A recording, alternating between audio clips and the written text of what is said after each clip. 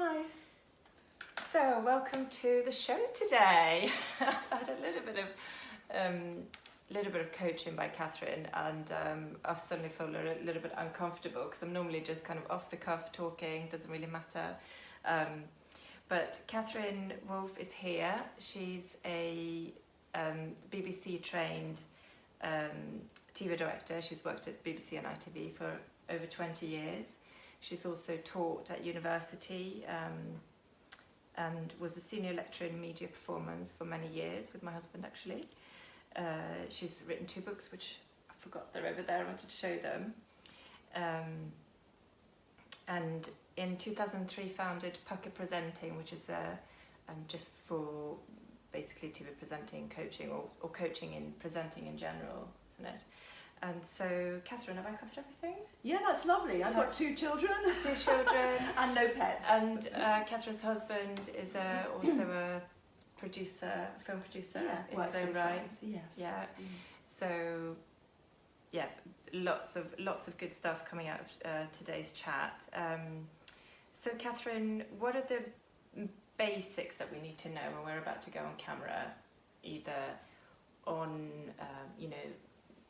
a proper camera or something like this where we're just kind of broadcasting live from our own page? Well, I could talk for hours, but do keep me, rein me in if I go on too long.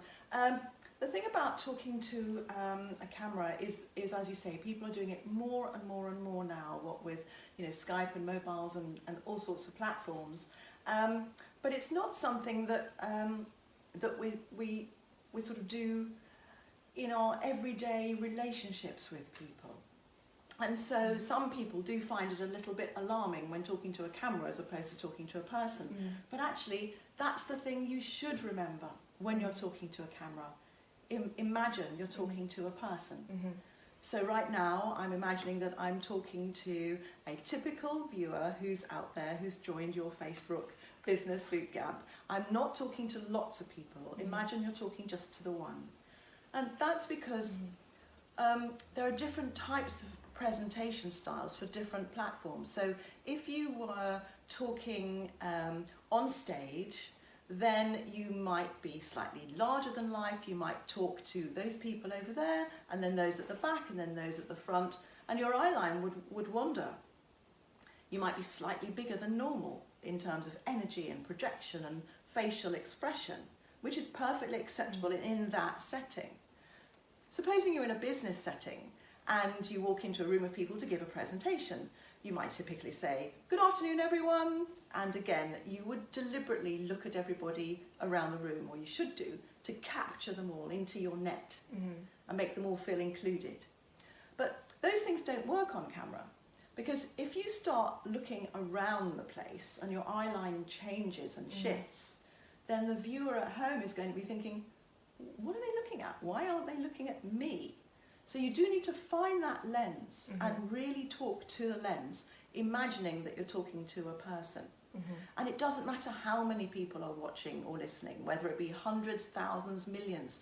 When Hugh Edwards reads me the BBC News, he's reading it to me. When Monty Don tells me how to plant my bulbs, he's telling me.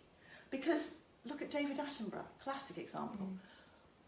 It's the connection they have with one person through the lens that makes them relatable, and we connect to them and they connect to us.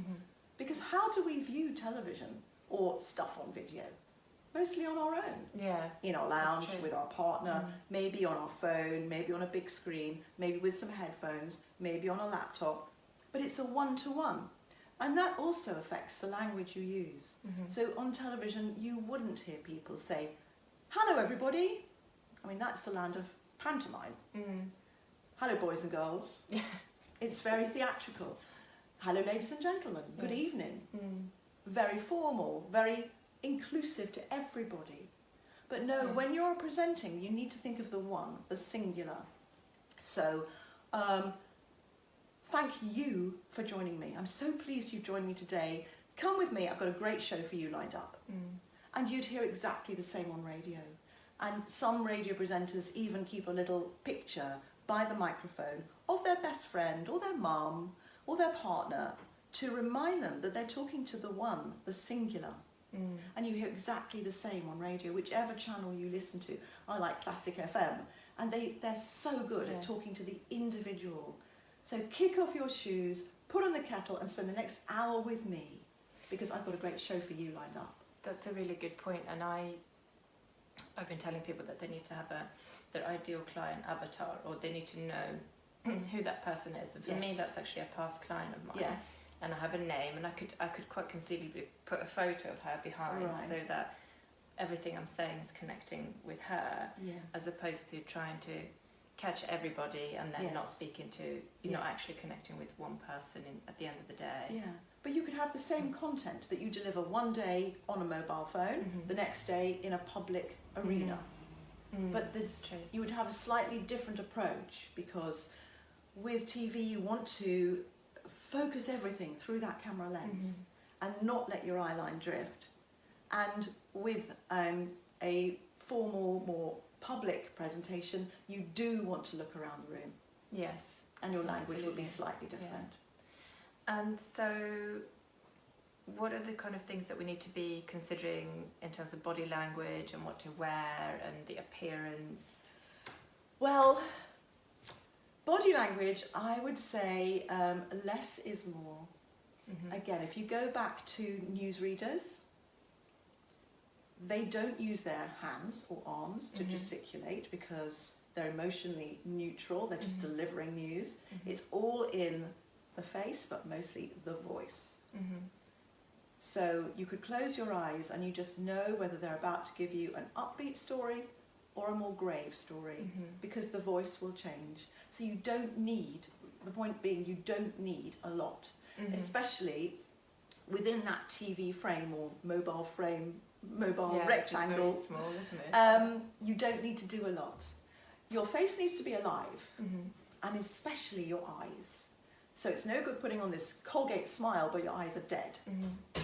And that will show up really much more if you were to be videoed and played back on a really big screen, one of these mega screens that people have in their homes.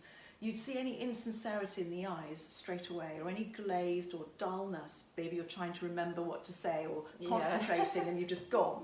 So eyes must be very alive and smiling with your face.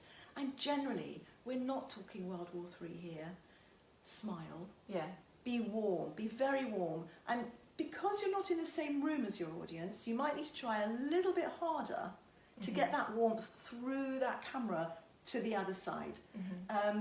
Arms, keep them lower rather than up here by your face. Try to keep them lower. Otherwise, they are going to just distract and get in the way and be a bit David Bellamy, if people remember him, who very, very over demonstrative with his hands. And as for clothes, well, we're both a bit guilty here. I hope that you can see some colour on my black top. Avoid black. And why is that? Avoid white. Why is that? Because black is very draining of energy. You've got beautiful blue eyes, bluey green. If you were wearing bluey green top, it would make your eyes pop and give you a lot more energy than a draining sort of dark colour. I don't need any more driving. No, you look gorgeous. And white is also very difficult, because when you have a camera operator who's faced with a brilliant white top that the host might be wearing, and then he has to expose the camera for that top, maybe wind it down a bit so it's not quite so flary, then that will affect the skin tone on your face. So black and white are extremes. Avoid the extremes. Go for the warm colours. And also the video camera doesn't like little spots, little stripes, little herringbones and busy patterns, because it can get a bit jiggly. There is a technical term for that, I think. Strobing? Sort of strobing, yes. I've seen it, it sort of goes, Okay, so there's, and then you talked a little bit about lighting and the camera, adjusting the camera, and what about lighting in our, how do we set up a good shot? Yeah. We spent a while doing that today. trying. And now the sun has moved.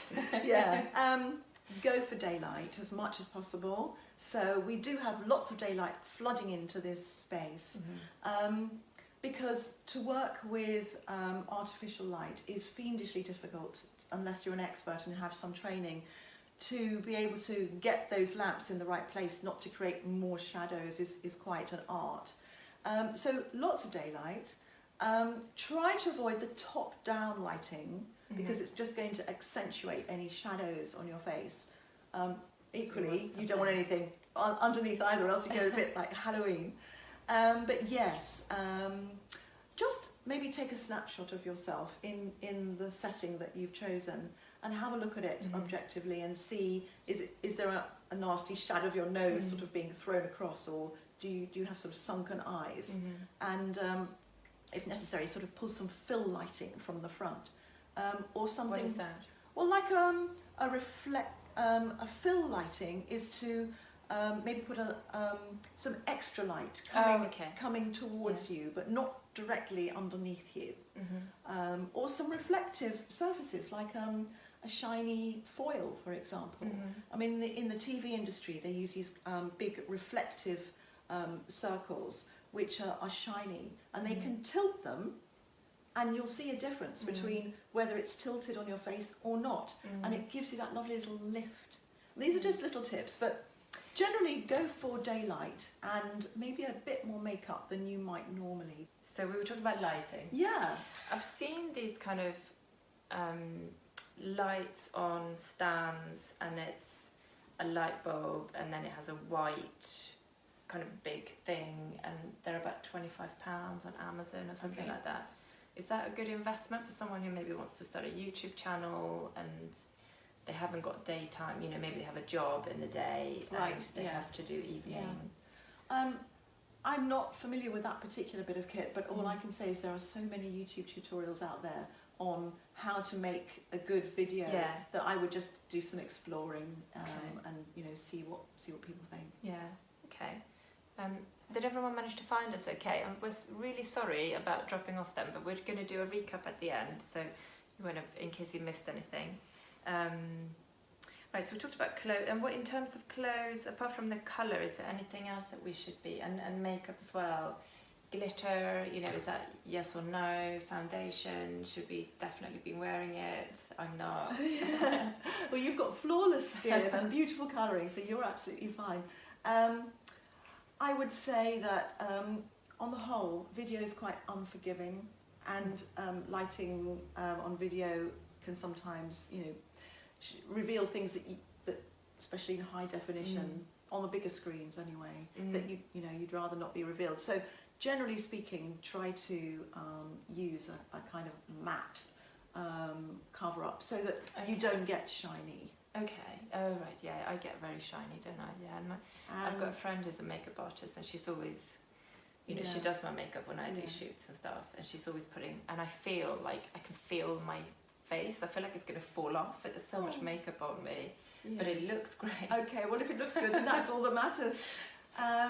Glitter, I don't think really goes with the kind of area of expertise that you know a lot of your viewers are interested in. So probably save that for your Saturday night. Yeah. Okay. And in terms of, you know, low cut, high, you know, is there a? Well, I think it's about context.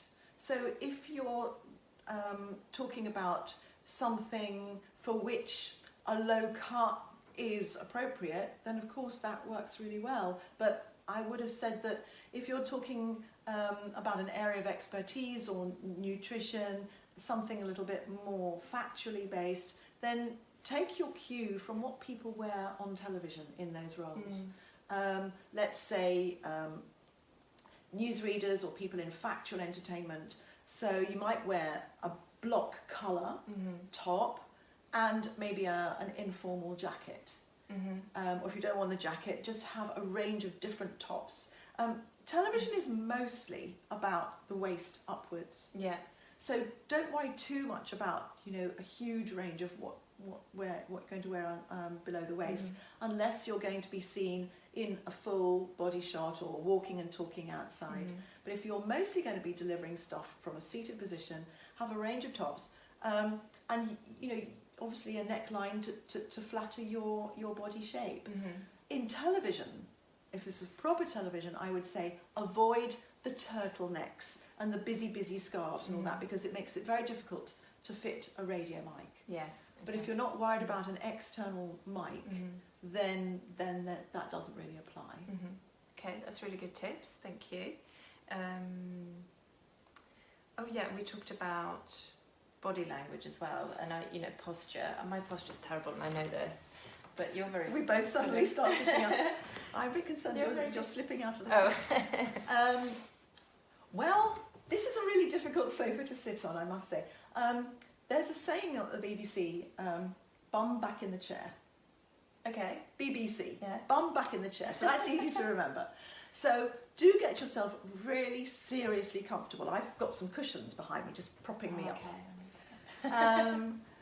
Well, that's much better. It's a bit like Graham Norton, or, sitting in my chair and being thoroughly at home in front of the camera. That's the key thing. You don't want to be perched on the edge of your seat very nervously, because you're never going to feel relaxed. Yeah. Because TV presenting is about reining people in. It's not about leaning forward and saying, I want to reach you.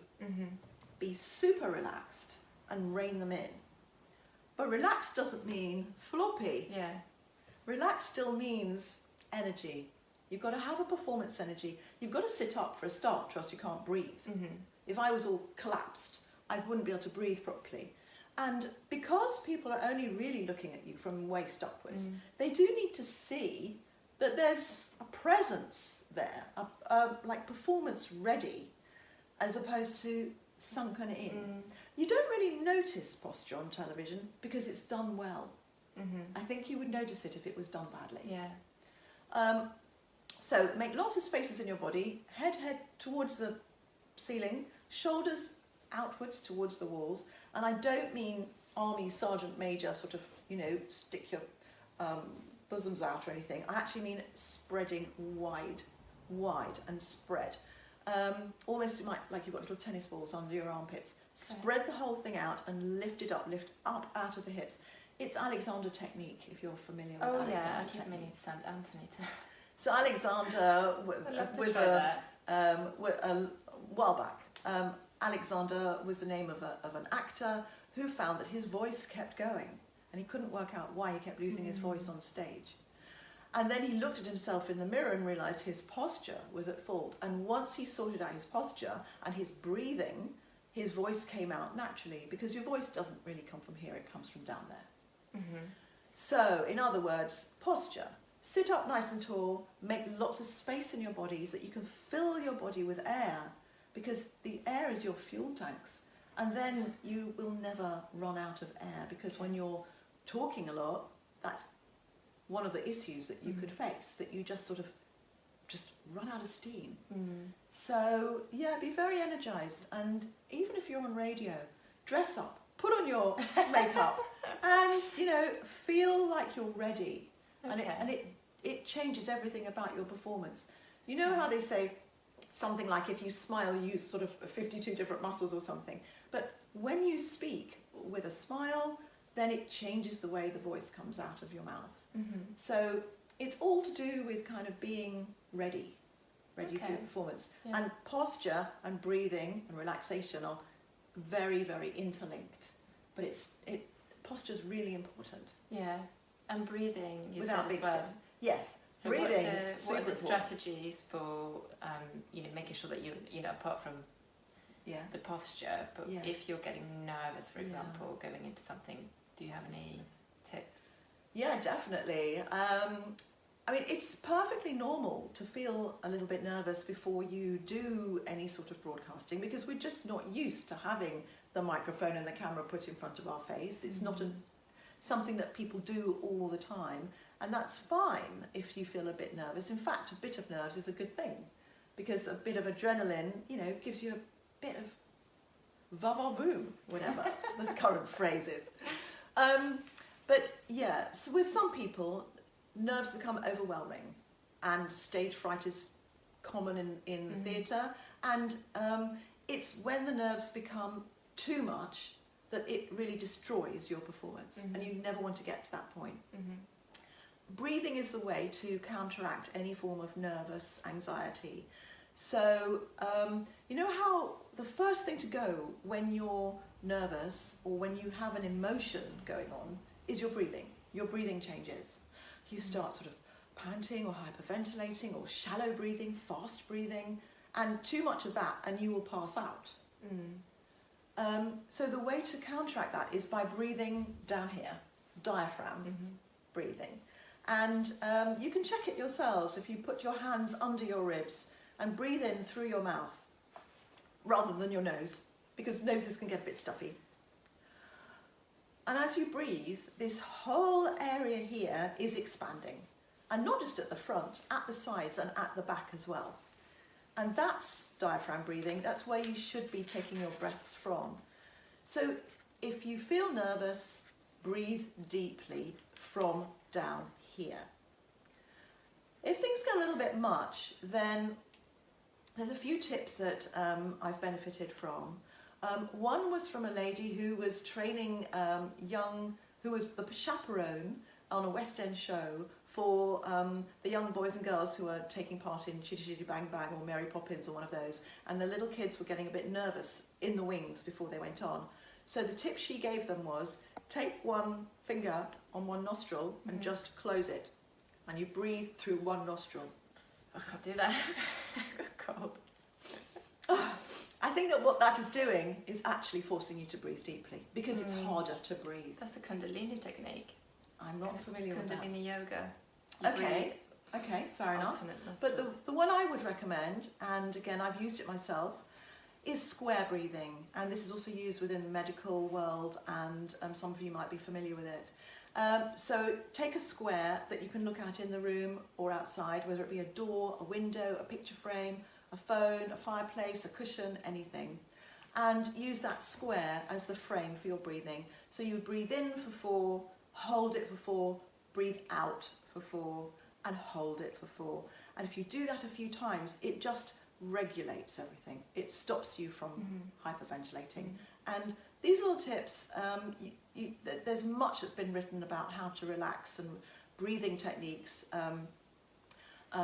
You know, you can explore more, but I think that if you bear in mind that it's breathing that will control everything, you will be fine.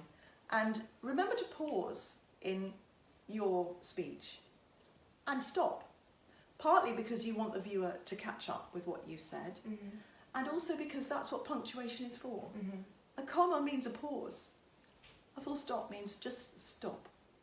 And that's how people can read Shakespeare, because he wrote in the punctuation how to deliver his lines.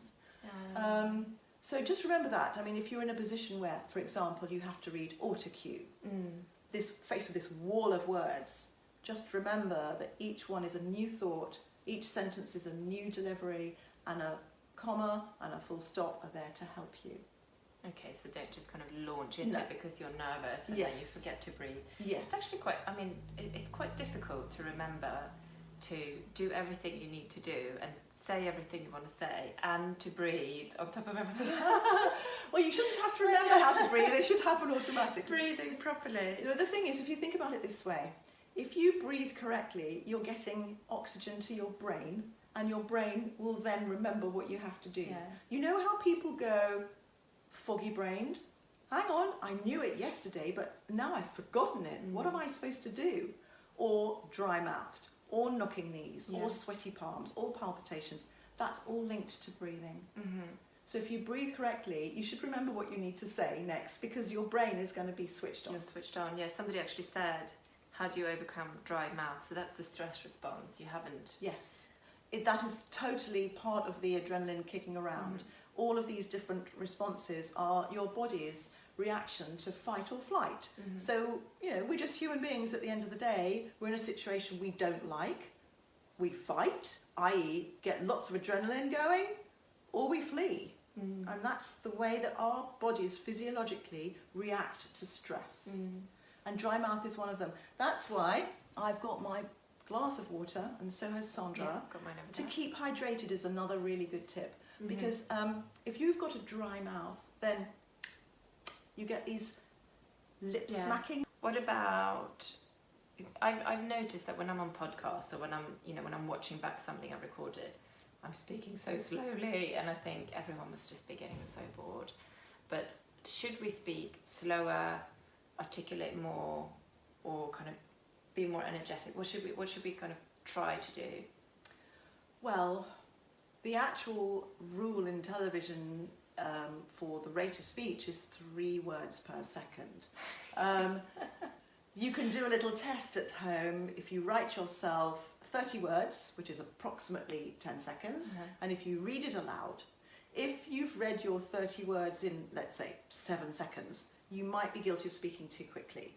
And if you've read your 30 words in, say, 15 seconds, maybe your pace is a little bit too slow. It's not an exact science because some words are longer than others, but it's a kind of general kind of test. The answer is just talk normal, natural, conversational speech with a little bit more energy, because you don't want to come across as, too laid back. Yeah, okay. But clear diction is important. Yeah. And on stage, obviously, it's more bigger arm movements, louder. Is that still... Not necessarily, but it's more forgiving. It's okay. Yeah. It's more forgiving, yes, because you've got a bigger arena, whereas with TV or phones, you've just got a very small space, so too much busyness doesn't really work. Yeah. And should you still also do 3 words per second? Don't get worried about that. Yeah, 3 words per second is a kind of standard broadcast rate. But don't worry about it. Watch yourself back. If you think it's too fast, well, slow down a bit. Maybe breathe a bit more. Yeah. If you think it's too slow, well, maybe just, spice it up a bit. Pick up the pace, yeah. I suppose the most important thing is being yourself. Yeah. And having that message. And having clarity. Yeah. Yeah. Okay. And I know that obviously for those who actually want to try and get on TV a bit more, is a show reel a good idea to have, or is it more important to have video on the website that you can point people to, or what would you recommend? Yeah. I think that for people in nutrition, people in this area of expertise, a show reel is not particularly important. It is important to be able to see that you can deliver to camera. So you need to have some links to at least you talking to camera on your own and you being in an interview situation to show how you relate to other people and conduct an interview. Because the bread and butter of presenting is pieces to camera and interviewing. Yeah. But no, you don't need a formal show reel. To be honest, a show reel is going to be out of date very quickly, because as you do more and more, your skills will develop and then you'll want to change the show reel. So no, just have links to stuff, whether it be on your website, whether it be on a YouTube, whatever channel, to show that you can do the skills. But the main thing is to build up your area of expertise. Because if you want to get onto television or any sort of media, you need to be searchable. You need that TV researcher or radio producer to be typing in, male, female, age range, area of expertise, and up you pop. So that whatever you can do to support your area of expertise, whether it be broadcasting on radio or television, community radio, local TV, the free mag that comes through the door, can you write a column for that? Could you be blogging? Could you be vlogging? Could you be a guest presenter on something? Could you write a column for a specific magazine that deals with your area?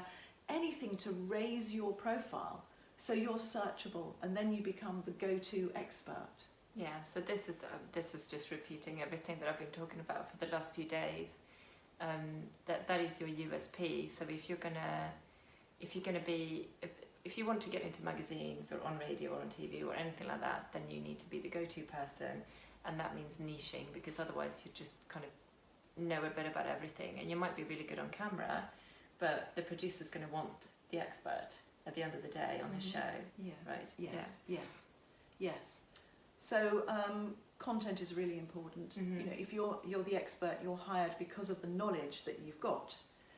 So obviously performance skills is important, But you don't need those if you're going to go into print or make podcasts or, well, that's a different type of skill. You just need to be out there, visible, doing, searchable. Yeah.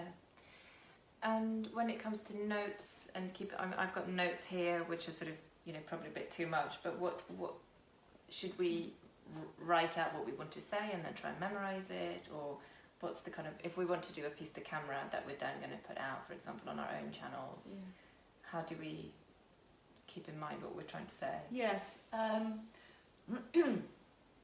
Well, have some notes, perhaps on small cue cards. I mean, you see this even on mainstream programs, Jonathan Ross, Graham Norton.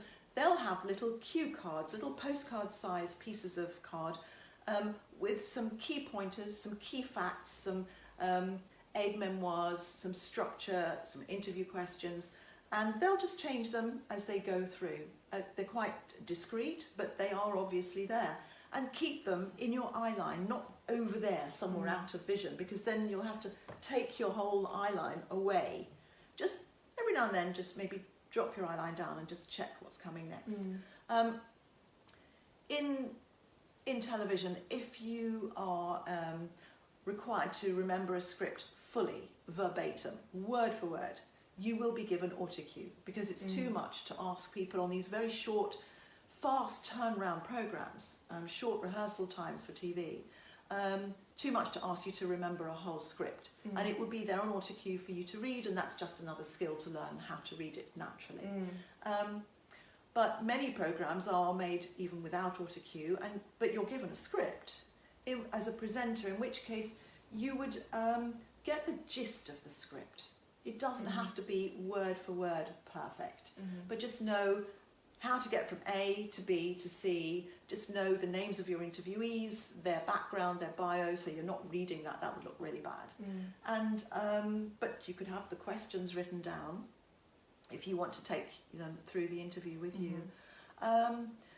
So there's lots of different ways of doing things, but the main thing is don't waffle. Keep some structure to everything you say, and so if you're going to have notes written down in front of you, maybe keep them, quite simple.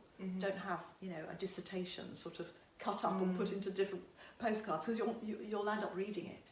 And really, as subject experts, you should know the content. It's in there. Yeah.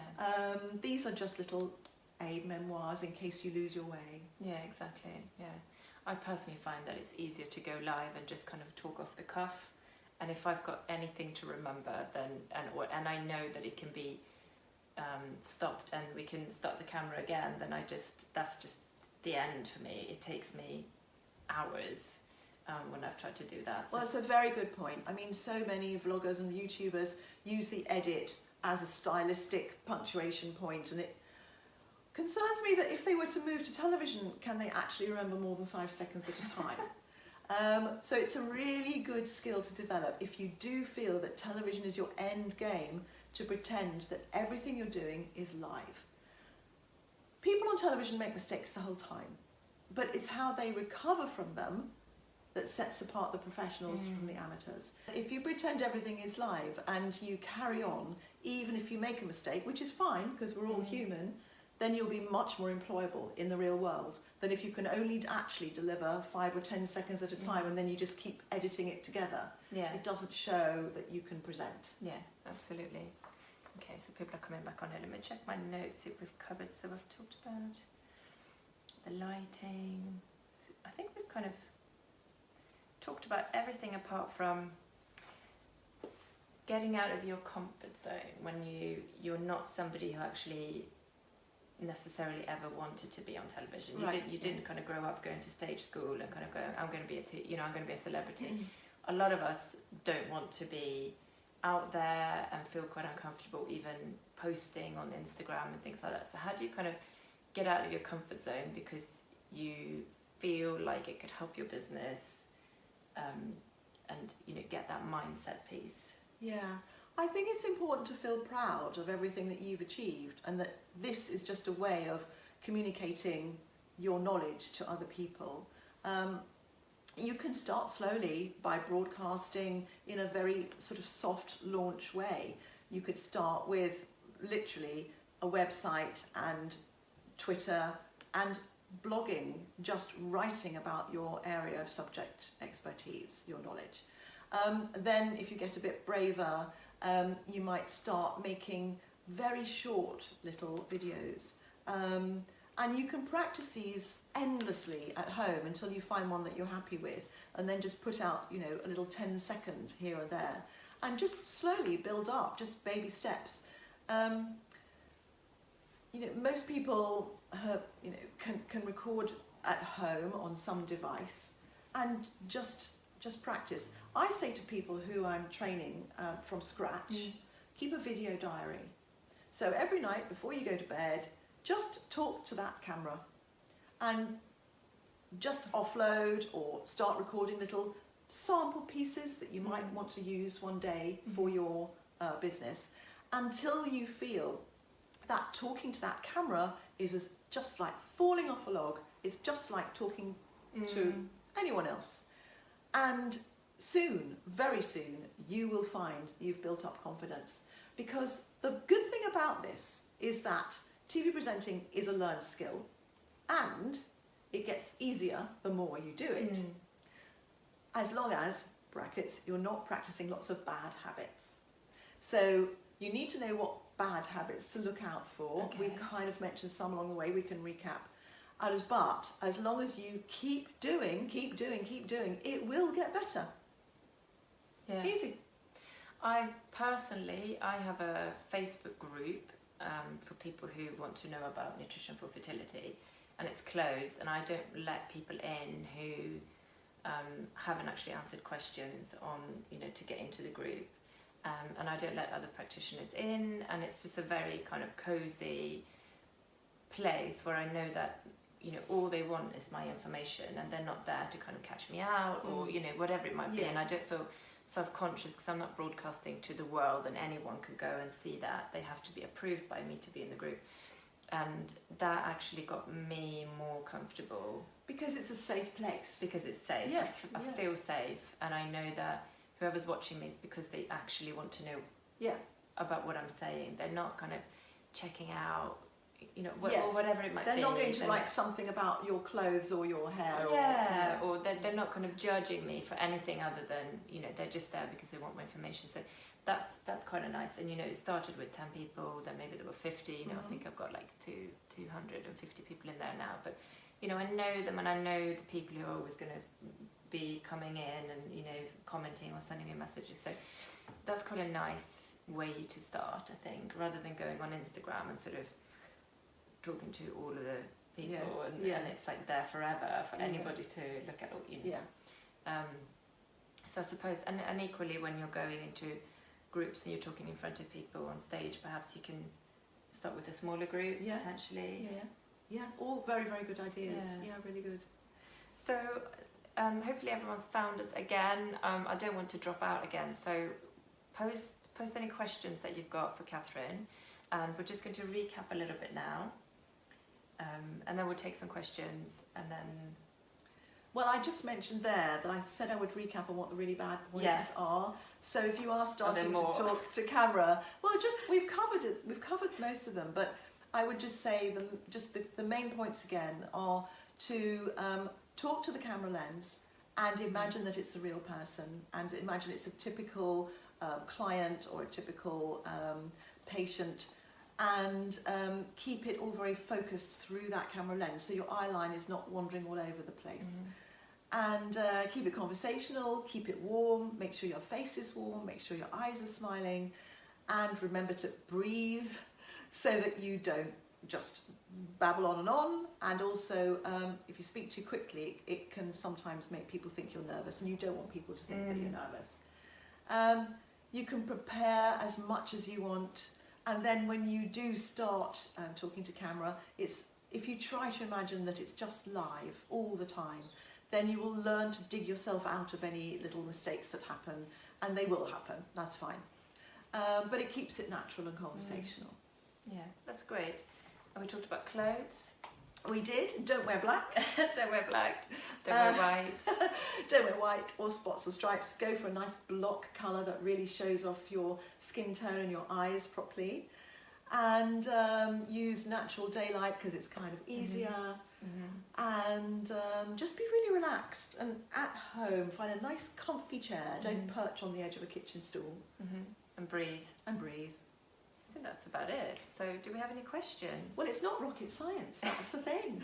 You make it sound so easy, but you know, the nerves gets in the way. Well, we've talked about nerves, so that's history now.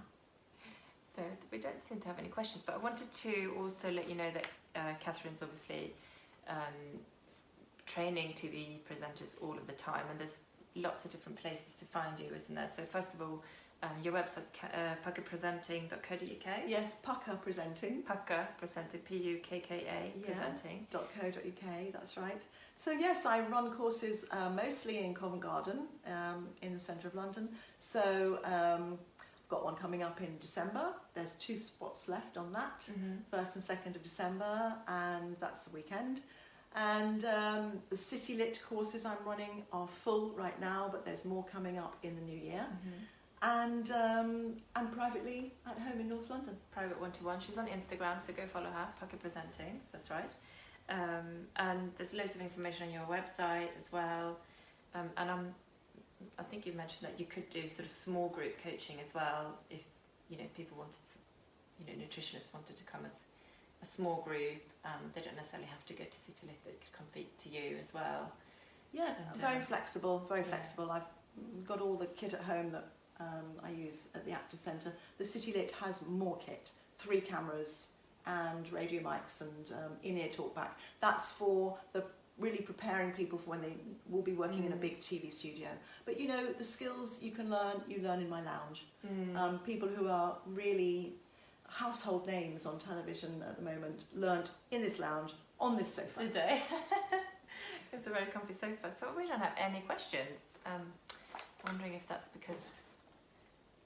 I like to think that maybe we've covered everything. Yeah.